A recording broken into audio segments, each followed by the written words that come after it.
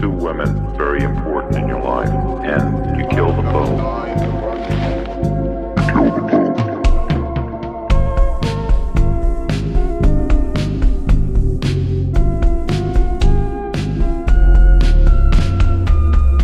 Basically, I was a normal person. Bom dia, boa tarde, boa noite, galera do Apenas um Podcast. Como vocês estão? Podcast de hoje, eu realmente espero que eu consiga dormir. Eu não sou aquela pessoa que tem medo disso, mas esse caso, em suma, eu tô com um pouquinho de medo. E como é que você tá, Marisa? Eu não tô sozinho, como vocês sempre sabem, estou com a minha amiga Marisa. Seguinte, gente, hoje a gente vai falar do caso da Casa dos 200 Demônios, já começa com um nome aí bem agradável. É um caso sobrenatural. A gente tá querendo criar pelo menos uma vez por mês um episódio sobrenatural, porque a gente sabe que boa parte do nosso público gosta e, querendo ou não, muitos casos sobrenaturais acabam envolvendo algum caso criminal no meio. Então, a gente espera que vocês gostem. Só para deixar claro, esse é um dos poucos casos sobrenaturais que eu realmente acredito que rolou alguma coisa sobrenatural, porque vocês vão ver que são muitos detalhes, são muitas coisas assim bem tensas, né? Olha, eu vou confessar que esse caso em específico me assustou bastante, porque eu sempre fico nesses casos criminais achando que é charlatanismo, mas nesse eu não achei isso, então achei um pouco preocupante, ou assustador, acho melhor assim dizer. Sim, então assim, a gente espera que vocês gostem do podcast de hoje. E assim, como nós estamos querendo trazer mais casos sobrenaturais para o nosso perfil aqui, né, no nosso podcast, a gente quer criar um nome para esse quadro. A gente acredita que quando esse podcast sair, vai ter uma enquete lá no Spotify com algumas opções de nome para vocês votarem e decidirem qual que vai ser o melhor nome para entrar no quadro de sobrenatural. Então, se você tá ouvindo a gente pelo Spotify, por favor, vê ali na descrição que vai ter uma enquete, tá? Coloca lá na enquete qual a opção que você mais gostou, faz o seu voto, para que no próximo episódio a gente já tenha um nome para esse quadro novo, beleza? E vocês não esqueçam de nos compartilhar, dar 5 estrelas no Spotify. Agora o Spotify também. Seguir no Instagram. Isso, e agora também o Spotify tem uma coisa que é comentar. Se vocês estão vendo, a gente sempre pergunta para vocês como é que o que vocês acharam do podcast. Às vezes a gente coloca enquetes para saber se você acha se essa pessoa foi culpada ou não, etc. Várias perguntas e enquetes. E é muito importante vocês comentarem, porque assim como o YouTube e outras plataformas, quanto mais comentário, mais engajamento, e o algoritmo entende que mais pessoas, isso é relevante, mais pessoas podem, Que vocês estão gostando e por aí e vai. é distribuído para mais pessoas, e a gente agradece muito. Quando vocês printam e postam com o nosso nome, pode marcar eu, o Senhor Irrelevante, a Marisa, que é Lady from Stars, o podcast, a gente gosta muito. Esses tempos alguém postou que estava assistindo o caso do Green River Killer e comendo, então às vezes as pessoas têm... Umas coisas inusitadas. Então, ou posta da onde você está ouvindo. A criatividade é A sua. gente sempre reposta. Exatamente. A criatividade é sua. Os mais criativos vão ganhar vão fazer um concurso daqui a pouco. Story mais criativo, momento mais inusitado para se ouvir um podcast de caso criminal. Então, assim, gente, muito obrigada a todo mundo que já apoia a gente, né? Ajuda a gente a crescer nas redes sociais, mas o apoio de vocês realmente é muito importante para que o projeto continue crescendo, né? Já cresceu bastante e a gente quer mais ainda. Vamos dominar o mundo, é isso que a gente quer. E para ter isso, né, Marisa, a gente precisa de recursos. A gente sabe que o nosso podcast ainda falha um pouco na questão dos apoiadores, a gente está tentando melhorar, mas a Marisa vai dar um recado para vocês para que a gente possa produzir um conteúdo melhor e explorar novos podcasts.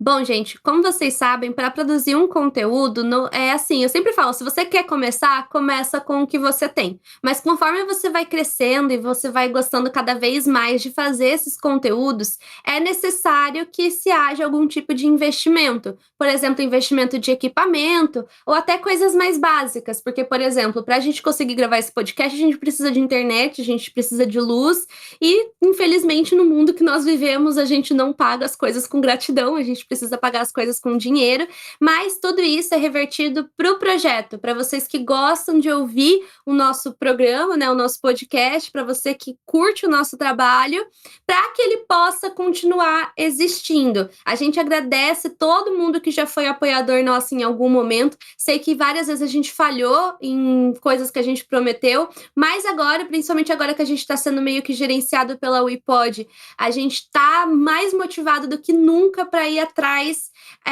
de pensar em meios em que apoiar a gente se torne mais interessante. Tanto que a gente está pensando se a gente cria um canal no Discord, ou então se a gente faz sorteio, ou alguma outra coisa que vocês acham que seria um benefício legal para apoiar a gente. Então, até se você tem alguma sugestão, tipo, nossa, o que faria você ser um apoiador do Apenas um Podcast? Seria simplesmente, sei lá, ter um grupo no Discord? Enfim, vocês podem mandar sugestões pra gente, tanto no privado lá do podcast, quanto no nosso privado pessoal, que a gente sempre tá olhando. Vocês ajudem a gente com as ideias também, pra gente entender o que faria vocês apoiarem financeiramente o nosso podcast. Lembrando que, assim, esses apoios que a gente tá querendo criar não vai ser valores exorbitantes, mas, assim, que nem a gente falou, vocês apoiarem o nosso trabalho, mantém ele vivo. Então, assim, todo apoio é importante. Redes sociais ou então compartilhando com os amigos, tudo isso já é incrível. E se alguém puder e conseguir apoiar o nosso trabalho, a gente vai criar em breve uma linha nova de apoiadores, mas por enquanto a gente tem a opção do Pix, né, o tal do Pix misterioso, que é só mandar para o e-mail contato apenas-um-podcast@gmail.com, preferencialmente mandar com uma mensagem para que a gente possa ler aqui no nosso programa, e a gente agradece muito todas as pessoas que já apoiaram, os futuros apoiadores e todo mundo que está ouvindo o nosso podcast. Então, assim, gente, muito obrigada. Sem vocês o projeto não existiria. E só por último, para lembrar os nossos apoiadores atuais, pessoas que eu sei que já estão apoiando a gente por vários meses, e não importa o valor, sério, gente, R$2, R$5, R$10, ajuda a gente muito, muito obrigado. Então, eu queria mandar um abraço especial para a Laís Dreges, a Júlia Regina e a Viviana Ogata. Muito obrigado pelo apoio, eu sei que vocês estão com a gente faz bastante tempo, então, muito obrigado do fundo do coração. Eu sei que é clichê, mas ajuda muito e nos incentiva. E vamos pro caso. Vamos lá, chega de enrolação. Como a gente adiantou, o nome do caso ficou conhecido em português como a Casa dos 200 Demônios, mas também recebeu outros nomes, como o caso das assombrações de Almons. Bom, o que acontece? Basicamente, esse caso envolve uma série de eventos estranhos que aconteceram em uma casa localizada em Gary, Indiana, nos Estados Unidos. E todo esse caso aconteceu no ano de 2011 e envolve uma família especificamente. Quem era essa família? Era a família da Latoya Emmons e a sua mãe, Rosa Campbell. E ela tinha 3 filhos, um de 7, um de 9 e um de 12. E ela meio que alegou que algumas atividades paranormais estavam acontecendo nessa residência. Inclusive, vocês não vão ver nem da gente, nem de, acho que nenhum produtor, os nomes das crianças. Primeiro, porque elas são menores de idade, e segundo, porque nem a polícia revelou o nome dessas pessoas. Você até, se você quiser pesquisar, você vai lá e pesquisa, mas a gente vai ver que a família, ela tem uma relação bem não usual, para mim, é bem não usual com essa residência. E onde é que ela estava localizada? especificamente, Marisa? Bom, ela estava no número 3.860 na Caroline Street, como a gente já adiantou, em Indiana. E assim, gente, eu fico bem chateada com esse caso, assim, porque eu entendo o esforço da família, porque, tipo, eles compraram essa casa com muita luta, sabe? Eles ficaram bastante tempo juntando grana pra ter o seu próprio cantinho. Como vocês puderam perceber, a Loyota era mãe solteira, morava com a mãe dela, tinha muitas crianças, então foi uma luta e uma conquista muito grande para a família quando eles finalmente conseguiram uma casa própria. Porém, por mais que eles tivessem conseguido esse feito, eles ainda tinham que pagar as demais prestações da casa. Enfim, acredito que tenha rolado algum tipo de financiamento.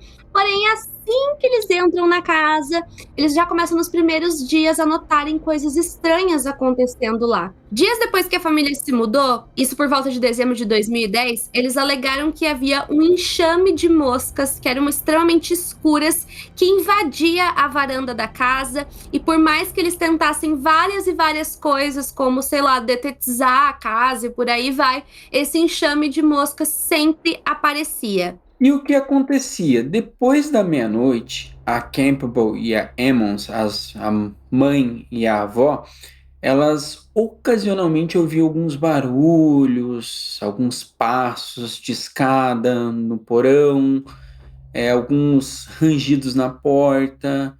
Então, é, elas ficavam vendo várias coisas estranhas acontecer na casa, né? Tipo, e elas ficavam se perguntando sobre aquilo. Principalmente a questão da porta do porão, mas também a porta da cozinha, mas vocês vão ver que vai ter uma questão específica com o porão. Os barulhos pareciam que sempre vinham de lá, né? Porque, como era um porão, obviamente uma escada para você chegar até lá.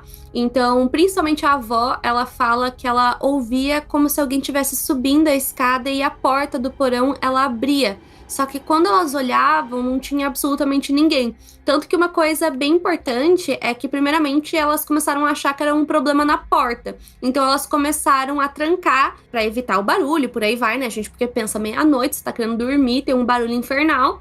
Porém, mesmo assim, o barulho continuava. E uma coisa bem bizarra é que até em outros momentos elas chegaram a chamar a polícia achando que a casa estava sendo invadida por uma pessoa. Porém, sempre quando os policiais chegavam, não tinha absolutamente ninguém.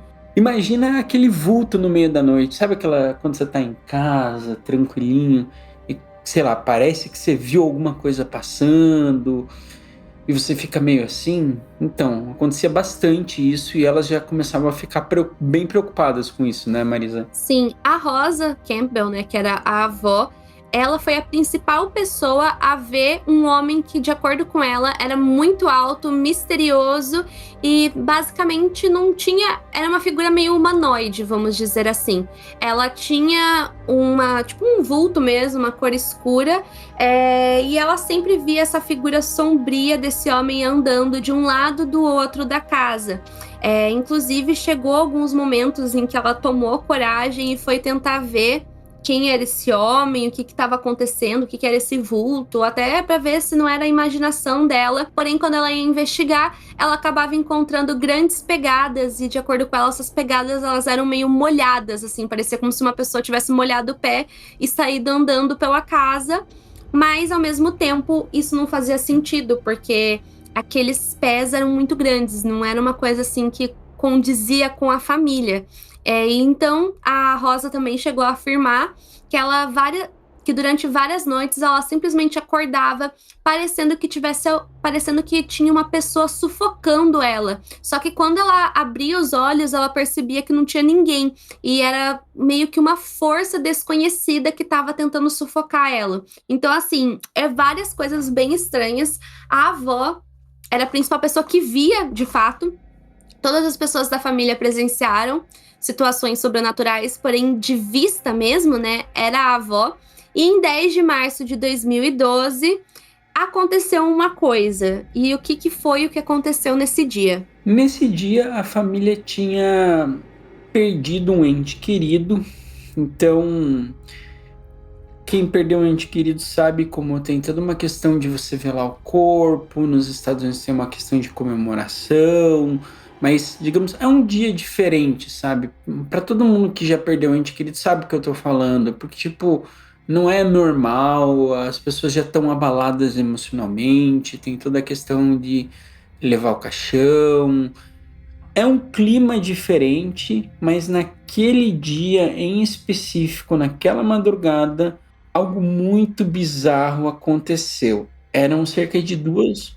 Pode falar. Eu só quero ressaltar, né, que tava a família, né, os 3 filhos, a avó e a mãe, mas também tava um amigo deles que tava hospedado ali na casa. Então a gente tinha uma outra pessoa que não era da família naquele momento. E aí, por volta das 2 horas da manhã, é que o problema vai começar a acontecer. E o que acontece? Começam-se a ter gritos do quarto de Campbell, que dizia: mamãe, mamãe. E ela diz que a primeira reação que você faz como mamãe, você corre para ver o que está acontecendo, né? E lá a neta de 12 anos diz que estava levitando sobre a cama, inconsciente. Então, basicamente, os outros filhos viram o menino, né, de 12 anos levitando sobre a cama, inclusive o hóspede, né, que estava ali na casa. Então, de acordo com os relatos, eles ficaram completamente apavorados de ver o garoto naquela situação e eles tentaram de tudo de fazer com que ele deitasse na cama, né, porque ele estava levitando. E de acordo com o que se conta, meio que essa situação só se suavizou a partir do momento que eles fizeram um círculo em volta da cama e eles começaram a fazer uma corrente de orações.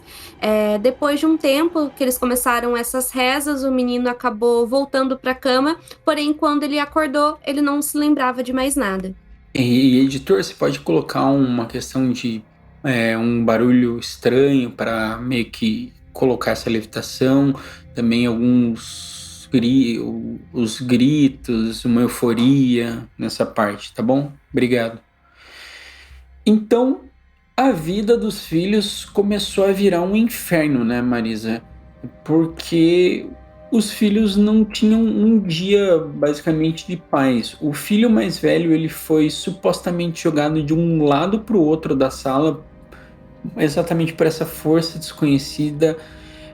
O filho mais novo, dizem que ele revirava os olhos para trás e ele chegou a meio que, de um jeito bem estranho, quase como um rosnado, dizer: é hora de morrer, vou matar você.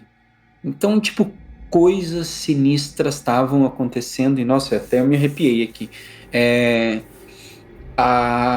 A família, o que a família tinha que fazer, o que era comum na época as pessoas fazerem sobre isso tudo, né?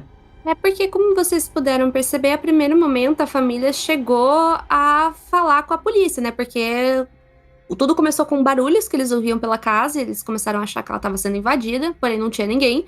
E a essa altura a família já estava considerando que de fato estava rolando alguma coisa sobrenatural com eles.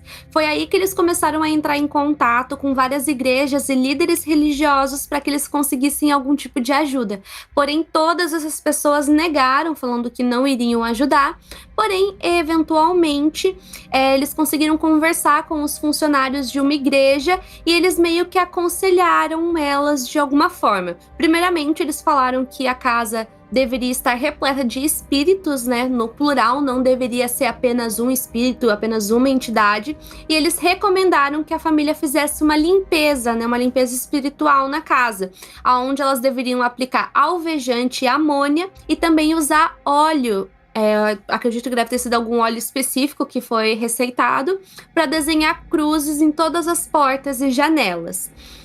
De acordo com que elas fizeram esse procedimento e elas também chegaram a consultar médiums. E o que esses médiums falam?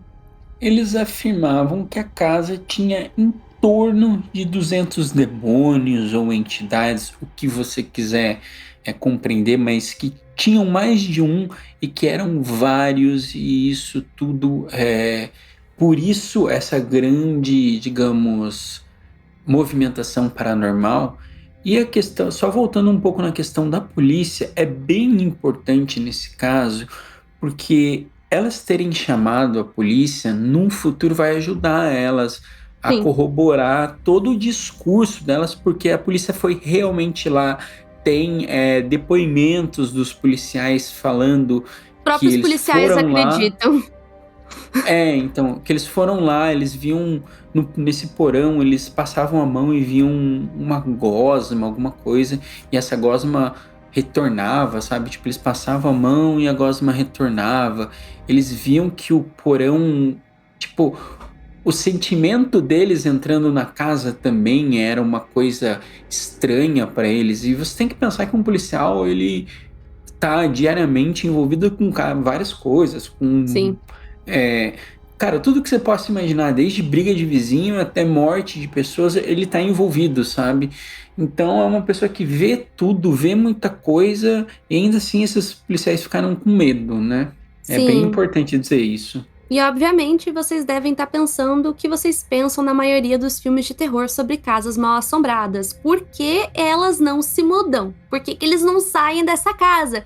No filme de terror, geralmente a gente não tem muita explicação do porquê que eles não saem daquela casa, né? Porém, até os médiums chegaram a aconselhar que elas deveriam se mudar, mas tentem pensar na realidade do povão, né? Então elas tinham acabado de gastar todo o dinheiro que elas tinham na compra daquela casa. Então, naquele momento, financeiramente falando, era impossível que elas realizassem uma mudança de última hora. Até porque eu acredito que fazer uma mudança de última hora acaba saindo ainda mais caro. Então, além delas não terem condição de conseguir em outro lugar, também era muito difícil porque elas teriam que pagar a questão da mudança. Naquele momento não tinha dinheiro. Tanto que o que elas fizeram, dando um leve spoiler, elas foram juntando dinheiro e quando elas conseguiram, elas vazaram da casa, né? Mas isso vai ser lá na frente. Fora que, tipo assim, eu não sei se nos Estados Unidos é diferente, né? Mas mesmo se você vai alugar um lugar, geralmente você tem que pagar, tipo, uns 3 aluguéis antes. Então, tipo assim, é foda. Você tem que dar um valor maior e tem imposto, tem muita coisa. Também tem as coisas práticas da vida. Por exemplo, agora que eu tenho uma filha, eu sei que, tipo assim, se eu for mudar para qualquer lugar, eu vou ter que ver esse lugar que eu vou. Tem lugar, tem escola, eu vou manter na mesma escola, eu vou ter que trocar, isso vai me custar mais, a criança vai ter que ter algum deslocamento, eu vou ter que pagar uma, sei lá, uma condução. Então, tipo, isso implicava em outros gastos, sabe? E que a família não podia arcar, porque eles literalmente, isso mostra bem claro em vários documentários que a gente viu e etc, que a família era realmente, tipo, batalhadora, e, tipo, eles compraram a casa na maior das boas intenções, que era a casa para eles viverem, tipo, que aquilo não ia vir de graça, que a mãe, inclusive, trabalhava para sustentar os filhos, então era uma coisa difícil e não era assim, tipo, de uma hora para outra que você ia conseguir se mudar, né? A gente tá pensando na realidade das pessoas, né? Ninguém nesse caso era rico, né? Então, elas tiveram que seguir as dicas que elas poderiam no momento. Então, como eu disse, elas fizeram toda aquela limpeza espiritual. Uma mesa, colocaram um lençol branco, velas brancas, uma estátua de Nossa Senhora, né, Maria, uma estátua de José, de Jesus, e também ela deixava sempre uma Bíblia aberta no Salmo 91. Então elas fizeram meio que um ritual, vamos dizer assim, onde todas as pessoas da casa usavam roupas brancas, e inclusive elas chegaram a enrolar lenços brancos em volta da cabeça. Também seguindo o conselho daquela médium, eles queimaram sálvia e enxofre por toda a casa, começando do andar de cima e descendo até o porão. A fumaça, de acordo com o que elas dizem, né, era muito espessa. Então, às vezes, era até meio difícil de respirar, né? Enxofre é uma erva que tem um cheiro mais forte. E sempre, conforme ela ia passando a fumaça, ela ia fazendo um sinal de uma cruz. Por fim, ela leu o Salmo 91 em voz alta enquanto se movia pela casa. E, acreditem ou não, tudo isso deu certo por 3 dias. E para vocês terem uma ideia do Salmo 91, é o Salmo Messiânico. O Senhor libertará o Messias do terror, da peste e da guerra. O Senhor dará ordem aos seus anjos de proteger o Messias e o libertará e honrará. Então, tipo, ele é bem grande, ele tem acho que 17 versículos, faz tempo 16. Então, ele é um salmo de proteção, basicamente. Então, assim, foram 3 dias de paz, porém, depois que as coisas voltaram a acontecer, elas voltaram piores, tá, gente? Basicamente, a Loiota, né, a mãe da família e os filhos dela passaram a ser possuídos por demônios, e foi aí que as coisas começaram a ficar complicadas, porque eles começaram a se machucar, eles reviravam os olhos, gritavam, eles faziam sorrisos malignos. O filho mais novo, né, que tinha 7 anos, de acordo com a história, né, dizem que um dia ele estava sentado de frente pro armário conversando, assim, como se fosse uma conversa mesmo com uma pessoa, porém ninguém tava lá. Ele falou que estava conversando com um menino e esse menino estava descrevendo como é que era morrer, como é que era ser morto. E o menino de 7 anos, ele não passou só por isso, né? Porque de acordo com a avó, né, a Rosa Campbell, ela chegou a ver um menino de 7 anos voando pra fora do banheiro. Tipo, ele tava no banheiro e parecia que uma mão, assim, uma força muito grande simplesmente puxou ele, sabe? Puxou e jogou ele pra fora do banheiro. Então eram umas coisas muito bizarras mesmo, assim, de forças que puxavam e que machucavam eles. Por exemplo, uma cabeceira, a menina bateu numa cabeceira da cama, então elas eram jogadas para os lugares, eles se batiam, tinha tudo isso. Só que aí isso vai gerar um problema para a família, né, Marisa? É bem grande, porque a escola começou a desconfiar disso tudo, né? Alguns hematomas aparecendo, algumas coisas estranhas. Até essa questão da menina, né, nessa vez que ela foi jogada contra a cabeceira, ela teve que tomar uns pontos, né? Então eram umas coisas bem graves mesmo, sabe? Inclusive, o menino mais novo, o de 12 anos, ele passou por várias coisas terríveis também. Só que assim, as autoridades começaram a achar que era um caso de abuso infantil. Basicamente foi isso que aconteceu. Tanto que mais tarde a mãe vai perder a guarda dos filhos. Então isso vai ser uma coisa até bem pesada para a família. E outra coisa que vale ressaltar é que nessa, digamos, disfuncionalidade toda que a casa trazia para a família, os filhos acabavam se machucando, não tendo cabeça para ir para a escola, então eles acabaram também faltando muito na escola. Às vezes eles faltavam alguns dias, ou às vezes eles faltavam, tipo, pelo que eu entendi, semanas. Então, assim como no Brasil, se você fica muito tempo, a escola liga um sinal de alerta, e esse sinal de alerta, junto com os hematomas, colocaram um quadro bem difícil para a família explicar, né? Tanto que a família chegou a chamar um médico. O nome do médico era Geoffrey. O sobrenome é muito difícil. Sei lá, gente. É muito difícil o nome dele. Kengo. Sei lá, deve ser um sobrenome de algum país diferente, né? Mas voltando, né? Era o Geoffrey. Ele foi até a casa no dia 19 de abril de 2012 e, de acordo com ele, ele achou que todos eles estavam tendo um comportamento delirante. Inclusive, ele chegou, ele mesmo, a entrar em contato com a polícia. E quando a polícia chegou lá, elas levaram as crianças até um hospital. O menino mais velho foi descrito como agindo racionalmente, enquanto o mais novo gritava e se debatia. Então, basicamente, aí por 2012, o Departamento de Atendimento à Criança, né, vamos dizer assim, o Conselho Tutelar, foi alertado sobre o caso da família. Sendo agredidas, enfim, de uma forma extremamente terrível e tal, que elas estavam sofrendo abusos psicológicos e por aí vai.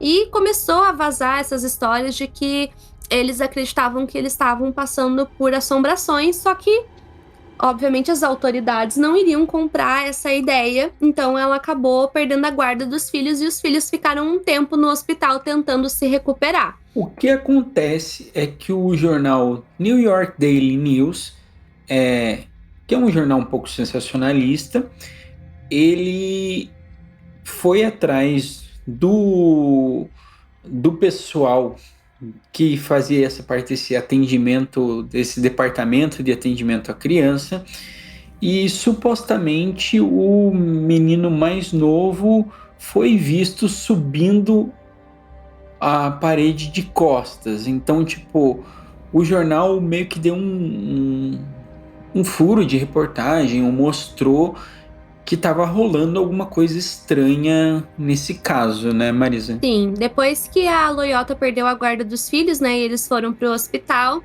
ela decidiu contar toda a história do ponto de vista deles, né, da casa tá assombrada e por aí vai. E a equipe do hospital examinou a Loyota e os filhos dela e descobriram que eles estavam saudáveis, inclusive sem grandes marcas e sem grandes hematomas. Porém, um psiquiatra avaliou eles e determinou que eles estavam num bom estado até mentalmente. Então, literalmente, a partir do momento que eles saíram da casa, que eles foram pro hospital, no primeiro momento, eles pararam de fazer todas aquelas coisas bizarras e também pararam de se machucar. Principalmente a Loyota, né? No caso, o psiquiatra avaliou ela e percebeu que ela estava em ótimo estado. Então, assim, quando ela sai da casa, estava tudo bem. Porém, as crianças continuaram tendo um comportamento no mínimo estranho, como rosnar. De acordo com uma enfermeira, ela viu o filho mais novo subir pela parede. Por isso que eu falo que é uma coisa muito estranha, porque, tipo, os policiais vão entrar daqui a pouco, né? Mas eram enfermeiros, eram pessoas do conselho tutelar, vamos dizer assim, que falaram que viram coisas. Eram hóspedes, amigos. É muita gente. Eram várias pessoas, né? Sim. Como eu falei pra vocês, né? A gente vai entrar mais tarde na parte dos policiais que vão acreditar na família. Então, o primeiro policial que começa a acreditar é o Capitão Gary. E o que acontece? Menos de uma semana depois, as duas mulheres voltaram para casa na Caroline Street. E basicamente o gerente, né, do conselho tutelar, vamos falar assim, queria verificar as condições da casa, que é um procedimento normal quando tem essas coisas de perda de guarda e por aí vai. Eles têm que verificar o ambiente, porque às vezes o ambiente, vamos dizer assim, é insalubre para a criação de uma criança. Porém, pediu que um policial acompanhasse ele, e era um procedimento padrão, vamos dizer assim. Eles não estavam lá para verificar se tinha assombração e nada, era coisa normal, enfim. Pra ver se tinha condição de uma criança viver. Isso, é uma coisa que acontece. Isso, então ao todo, quem foi pra casa, né? Foram 2 policiais do Capitão Gary, que foi uma das primeiras pessoas a acreditar nelas, e outro policial chamado Raymond. Eles pediram até pra se juntar por curiosidade, né? Porque eles estavam querendo saber do babado, né? Já tava gerando um buzz, né? Já tava gerando alguma desconfiança das pessoas, então também tinha essa parte intrigante do caso. Você vai poder investigar um caso que tá em alta, acho que como investigador você vai querer, né? Você vai querer saber o que tá acontecendo, né? Até pra dizer que, tipo, investiguei caso X, investiguei caso Y, porque, querendo ou não, é uma oportunidade profissional diferente, porque, Indiana não é um estado que acontece muitas coisas, então... não é Califórnia, Ohio, né? Que a gente sempre fala por aqui. Tipo... Califórnia carimbado. Porque querendo ou não, até dependendo da situação, dependendo do caso, os policiais eles ganham mais reconhecimento, ganham medalhas, coisas que são importantes para a carreira.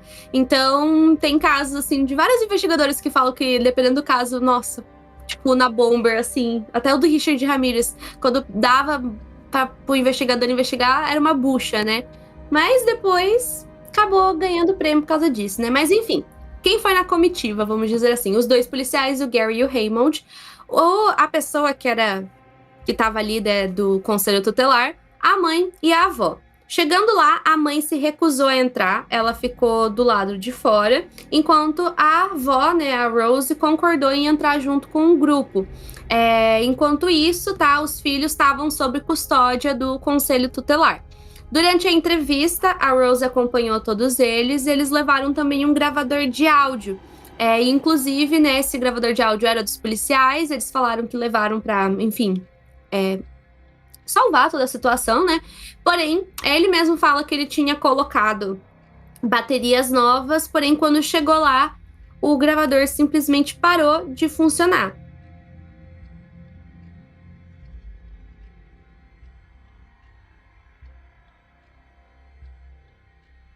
parecida que vinha do fundo e ela sussurrava oi, sabe? Tipo, ei, oi. De acordo com os registros da polícia de Lake County, tinha uma voz que não era de ninguém ali no fundo. Outra coisa é que um dos oficiais tirou várias fotos da casa, uma foto da escada do porão, e de acordo com ele, na imagem havia uma mancha branca, como se fosse uma parte nublada da imagem no canto superior. Então parecia que ele tinha conseguido captar uma presença. Então quando ele percebeu isso, inclusive de acordo com ele, a nuvem que aparecia na foto se assemelhava com um rosto, e isso tá nos registros da polícia. Acho que isso que é uma coisa bizarra. Foi para os registros oficiais da polícia de Lake County. Então ele começou a tirar várias fotos pela casa, né? E praticamente em todas as fotos apareciam coisas, mas já adianto pra vocês que, de acordo com o policial, quando ele saiu da casa, as fotos, quando ele foi abrir, elas estavam todas pretas. Todas as imagens que ele tirou foram perdidas. A única foto que se salvou foi a foto que ele tirou da frente da casa, que, de acordo com muitas pessoas, dá pra ver que tem uma pessoa na janela. Inclusive, essa foi meio que a foto que ficou conhecida do caso e por aí vai. É a foto famosa. Bom, eu não vou falar muito sobre ela, porque eu vou acabar falando dela depois sobre isso. Mas essa é uma parte que, se vocês viram, tem toda uma tensão no ar. E é porque realmente é isso, né? Tipo, você tá lá fazendo as coisas e aí o gravador tem um sussurro, aí as fotos começam a aparecer coisas estranhas. E aí os policiais viram que não era balela o que elas estavam fazendo, sabe? Tipo, que aquele medo que ela tava de entrar não era injustificável. E isso, assim, acho que corroborou muito. A polícia corroborou muito para elas saírem dessa situação, né? Sim, e eram muitas imagens, de acordo com os policiais, né? De acordo com eles, teve uma imagem, que foi a segunda que eles tiraram, que dava pra ver uma imagem, tipo uma figura verde, que de acordo com eles parecia uma mulher. De acordo com o policial, ele tirou essas fotos com o iPhone, que era pessoal dele. Em várias fotos apareciam silhuetas estranhas e por aí vai. E uma coisa que ele falou é que o rádio do carro dele apresentou defeito quando ele voltou para casa aquele dia. E o rádio estava funcionando também perfeitamente. Então, vários equipamentos dando problema. E aí o que acontece? Que o capitão de polícia, com 37 anos, o Charles Austin, ele acreditava que tinha atividade paranormal na casa. A foto foi publicada pelo Indianapolis Stars, que é o principal jornal de lá, e ele afirmou que mostrava uma figura sombria e quando não tinha ninguém na casa, porque uma das, digamos... Isso, foi quando eles saíram todo mundo. Uma das coisas que chamou muita atenção foi porque literalmente todo mundo saiu, porque eles iam tirar uma foto da frente da casa. E quando eles tiraram essa foto, tem essa figura, e é literalmente aquela figura alta. Lembra daquela figura alta que meio que parece tipo um pé grande, sabe? Que tipo, é muito alto e etc. E essa figura acabou repercutindo muito na época, né? Inclusive, a própria assistente social que foi lá para acompanhar o caso, enfim, ver as condições da casa, ela afirma que ela foi atacada por algo invisível. Então contam que tipo, eles estavam lá fazendo a verificação da casa, essa figura invisível teria jogado ela contra a parede, e nisso ela não quis ficar mais ali dentro e ela saiu correndo. Por isso que a gente fala que esse caso é muito estranho, porque são pessoas que estavam lá só fazendo trabalho de rotina, tipo, não era tipo investigadores paranormais, eu sei o que, eram pessoas normais. E foi nesse momento que a família conseguiu a ajuda de um padre, né? Porque, como a gente mencionou anteriormente, elas foram atrás de várias figuras religiosas e ninguém topou ajudar elas. Porém, um padre chamado Michael Madnott decidiu que ele ia ajudar a família e que ele iria fazer um exorcismo. Então, a primeira coisa que ele fez foi entrevistar a família. Isso foi no dia 22 de abril de 2012. E concluiu que elas realmente estavam sendo atormentadas por demônios. Então, ele decidiu fazer 3 exorcismos.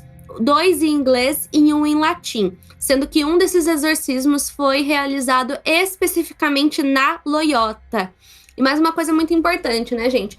É que, vamos dizer assim, existem exorcismos simples e exorcismos nível avançado, vamos dizer assim. Que é o tal do exorcismo romano.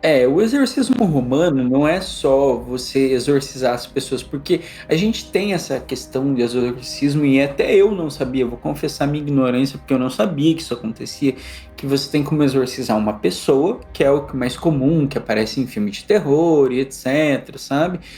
Mas tem um exorcismo que eles chamam de exorcismo romano, que você exorciza meio que tudo, sabe? Tipo, você exorcisma o entorno, a casa, tudo que tiver num perímetro desse exorcismo teoricamente seria exorcizado. E para rolar esse exorcismo não é comum, né? Antes de a gente começar a gravar o podcast, a Marisa falou sobre um caso e por que esse exorcismo romano tá mais difícil de acontecer. Explica então para o nosso público por que esse exorcismo tá mais difícil de acontecer. Acredito que a maioria de vocês que é fã de casos sobrenaturais já deve ter ouvido falar do exorcismo da Annalise Michael, que inspirou o filme O Exorcismo de Emily Rose. Esse caso é muito controverso até os dias de hoje, porque tem toda uma questão, será que ela tinha uma doença? Será que ela tinha algum transtorno mental? E ela acabou morrendo, né? Durante o processo do exorcismo, né? Não no exorcismo em si, mas enquanto ela estava passando por esses exorcismos. E as sessões de exorcismo que ela passou eram por horas e dias de uma forma, vamos dizer assim, abusiva. Então esse caso ele acabou ficando muito famoso e por causa disso a igreja meio que começou a ponderar e pensar até para não manchar muita imagem, vamos dizer assim. E claro, não foi só esse caso, foram muitos casos assim de exorcismos que foram realizados em pessoas que na verdade só tinham um transtorno, né, um transtorno mental. Eram pessoas, sei lá, esquizofrênicas, tinham um transtorno de personalidade. Então, hoje em dia, por incrível que pareça, a Igreja Católica, quando existe esse pedido de exorcismo, ela tende a olhar todo o histórico médico da pessoa, tentar entender a condição mental dela antes de aprovar um exorcismo. Então, hoje em dia, para você conseguir, nossa, gente, é uma burocracia gigantesca. Para você ser um padre exorcista, é uma burocracia gigantesca. Tem uns filmes bem legais que falam sobre como que é esse processo do exorcismo, para você se tornar um padre exorcista. Infelizmente eu esqueci o nome de um que eu vi, mas eu vou ver se até o final do podcast eu acho, daí eu falo. E aí eu fui pesquisar sobre esse exorcismo, né? E aí eu achei um site chamado Catolicismo Romano. Inclusive aqui ele se diz um site oficial acredito eu, não sei italiano, mas site Unofficiale della Confederazione Episcopal Italiana. Então deve ser o site não oficial da Confederação Italiana e que fala sobre esse ritual romano de exorcismo. Então vamos lá, vamos falar um pouco sobre esse manual. Eu achei que é bem útil as informações que ele traz então vamos lá, eu vou ler o que está escrito nesse site do catolicismoromano.com.br, tá? Eu vou colocar, se quiserem, o link na descrição. Então vamos lá. Ritual romano. Era um manual para padres escrito em 1614. O livro trata de todos os rituais: batismo, eucaristia, casamento. O exorcismo é tratado no capítulo 13 e apresenta uma visão que na época era inovadora, pois instruía os padres a verificar se eram realmente um caso de possessão ou alguma doença mundana. Porém, a ciência médica ainda medieval, as doenças físicas e mentais ainda eram consideradas como possessões, como por exemplo as hoje diagnosticáveis: esquizofrenia, paranoia, distúrbio de múltipla personalidade, disfunções sexuais, histeria e outras neuroses resultantes de obsessões e terrores na infância. O manual permaneceu inalterado até 1952, quando duas pequenas alterações no texto do ritual do exorcismo foram feitas. Uma das sentenças dizia: sintomas de possessão são sinais de presenças do demônio. e foi alterada para sintomas de possessões podem ser sinais de demônio. A outra sentença original referia a pessoas que sofrem de condições além de possessões demoníacas ou espiritual, como aquelas que sofrem de melancolia ou enfermidade. Foi modificado para aquelas que sofrem enfermidades, particularmente enfermidades mentais. Então a gente vê que tem essa preocupação da Igreja Católica em mudar algumas questões desse manual de exorcismo, mas realmente existe um manual de exorcismo, né? Existem procedimentos. E o padre Michael, ele pede para a igreja para fazer esse exorcismo romano, só que a igreja não libera. Então, isso tudo acaba gerando, digamos, uma repercussão para o caso que antes ele estava muito nichado, mas com a foto as coisas mudam, né, Sim, Marisa? muda. E uma coisa, só pra falar, né? Eu lembrei o nome do filme, se chama O Ritual, que conta a história de um padre, é uma história real. É de um padre que ele vai no Vaticano pra entender melhor o que era o exorcismo e por aí vai, porque ele mesmo não acreditava nisso. O próprio padre achava que não tinha como fazer isso, não sei o quê. Aí ele acaba vivenciando coisas no filme, que eu não vou falar o que é, e a partir daí ele acredita em exorcismo, e ele foi um dos primeiros padres exorcistas dos Estados Unidos, né? Mas enfim. Então, assim, os exorcismos que o padre, né, Michael fez, parece que ajudou a família, mas foi uma coisa meio parecida também com o que aconteceu antes, né? Com as outras coisas que eles tentaram. Ajudou por um tempo. Mas foi tempo suficiente para que eles conseguissem ter dinheiro e se mudar para Indianápolis. E depois disso, eles não tiveram mais nenhum problema, tá? Não tiveram mais nenhum problema mesmo. A Loyota conseguiu recuperar a guarda dos filhos e eles se mudaram para uma casa melhor. E uma curiosidade, assim, é que até hoje elas, né, a família, né, a mãe e a avó, só deram uma entrevista e fora isso não tem mais nada. Claro, obviamente, que quando esse caso veio à tona, várias, né, produtoras entraram em contato para comprar os direitos da história e poder fazer um filme. A família se recusou a vender os direitos, né? Não fizeram livro, não tem filme, não tem nada. Claro, tem assim os vídeos que você vai ver independentes, mas tipo meio que não são aprovados pela família. A única coisa que elas fizeram mesmo foi essa entrevista e depois disso nunca mais eles quiseram falar sobre o caso, o que eu acho totalmente compreensivo. E dá para ver que a comunidade de Indianápolis abraçou eles, porque pelo que a gente viu em várias fontes, é que meio que aquela foto gerou uma comoção na comunidade e, digamos, eles viram que o que ela estava passando era uma coisa diferente e ajudaram ela a sair de lá. Então ela, além de conseguir o dinheiro para se mudar, ela teve muita ajuda, acredito eu, caminhão de mudança, sabe? Essas coisas mais práticas que a gente falou lá no começo, que às vezes é difícil, que as pessoas da comunidade viram e meio que facilitaram a vida para eles mudar. E uma das coisas que, como eu falei, que é não usual, é exatamente isso. Eles se mudaram dali e eles não querem falar sobre isso. Adeus, sabe? Não é sabe? Eles dizem, aconteceu. Outra coisa que eles batem bastante no ponto aquela primeira vez que a polícia foi lá, os policiais também tiveram medos e receios e etc. Então, não é coisa da nossa cabeça. E como toda boa casa, ela vai ser vendida, né, para um documentarista. Isso, e várias pessoas se interessaram em comprar a casa, tá, gente? Porém, ela acabou sendo vendida por um documentarista, que detalhe, ele já era conhecido como investigador paranormal, aquelas pessoas que faz vídeo pra passar na internet, sabe? Então, assim, Ele já era bem conhecido. Sim, ele era bem famoso nos Estados Unidos, eu não lembro o nome dele agora. Mas ele comprou a casa, eles queriam fazer um documentário sobre a casa, né? Mostrar o local. Coisa que a gente sempre vê no Discovery.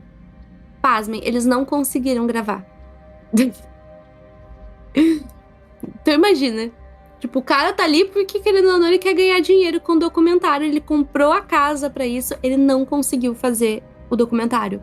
Porque, de acordo com o relato de todo mundo da equipe, todo mundo da produção, os câmeras, os operadores de áudio, era impossível. Eles entravam na casa e as mesmas coisas aconteciam com eles, os serem jogados pela parede, de verem coisas estranhas, e foi demais até pra eles. Então, o documentário acabou não rolando por causa disso. Então, por muito tempo, a casa ficou vazia, né? Porque o cara comprou a casa e não tinha o que fazer, porque era impossível gravar nela.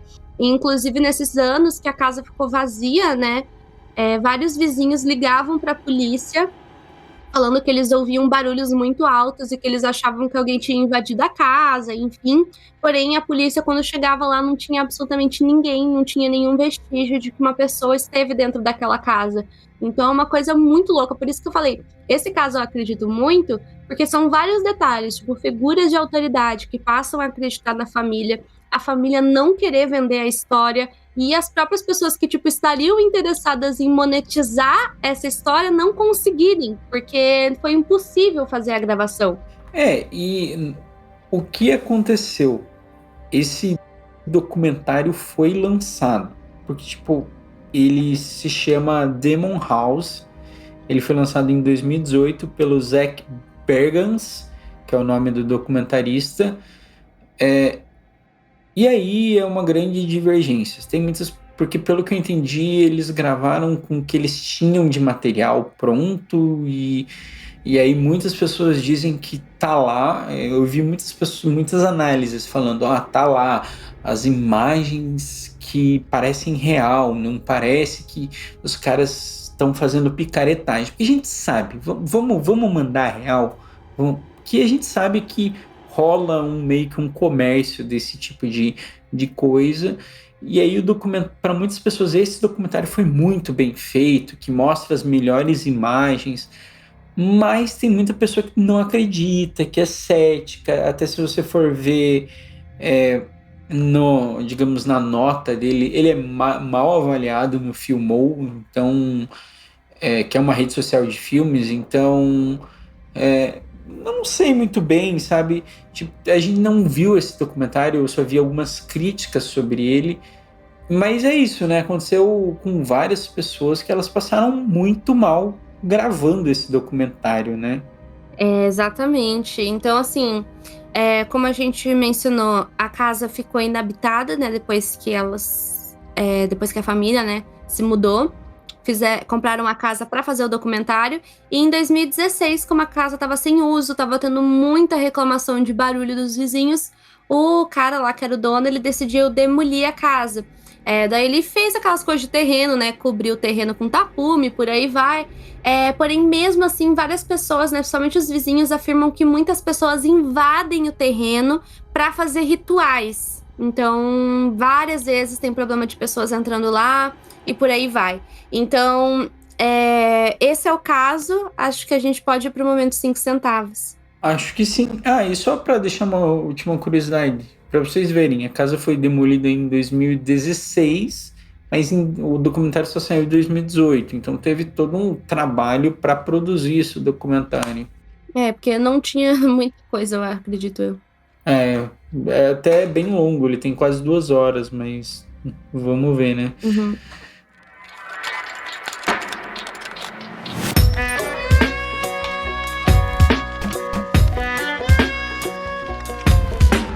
Quer começar? Então, Marisa, falando o que você achou desse caso, o que te intriga mais nesse caso, se você, por exemplo, para mim foi um dos poucos casos que eu vou te dizer, assim, para mim esse caso realmente deu medo porque, não sei, me parece mais verídico, não sei se verídico é a palavra, mas me cheira melhor, sabe? Não sei explicar.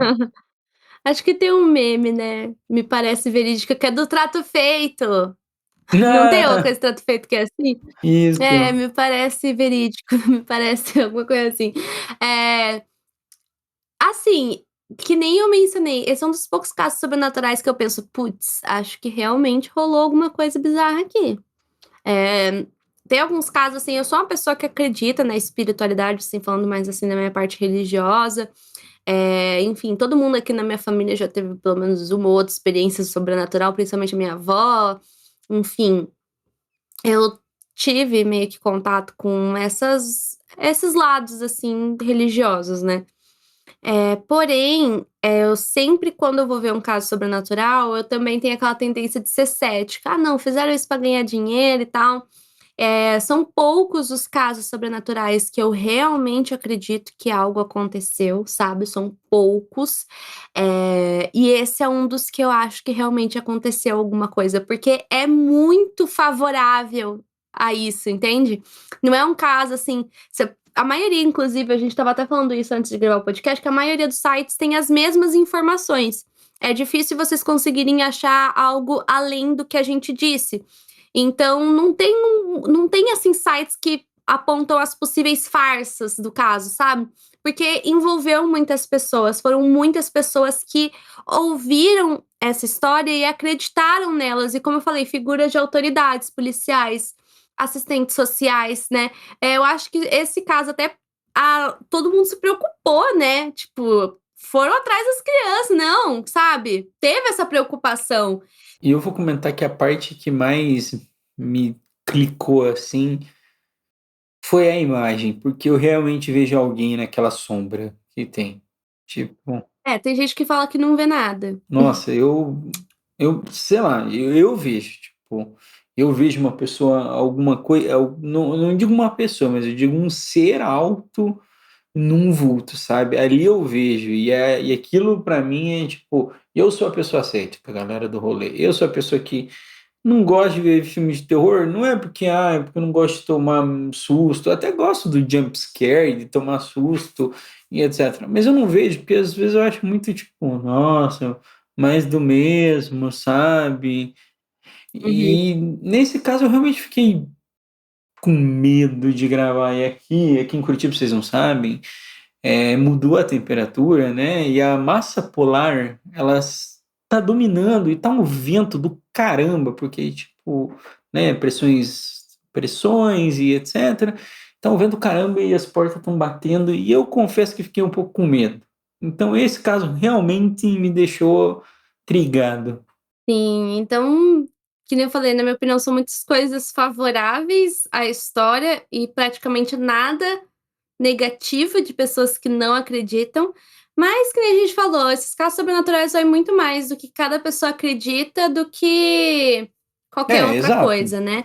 Mas esse foi o episódio de hoje. A gente espera que vocês tenham gostado. Inclusive, a gente tá terminando esse episódio pontualmente à meia-noite. Cara, que Caralho! bizarrice, hein? Hum, Bizarríssimo. Meu avô, ele tem um relógio, que meu avô é colecionador de relógio. Ele tem um daqueles relógios bem antigo que faz dem, dem, dem. Eu ouvi ele agora, eu falei, não é possível que seja é meia-noite. exatamente meia-noite. Meia-noite, gente, pra vocês verem.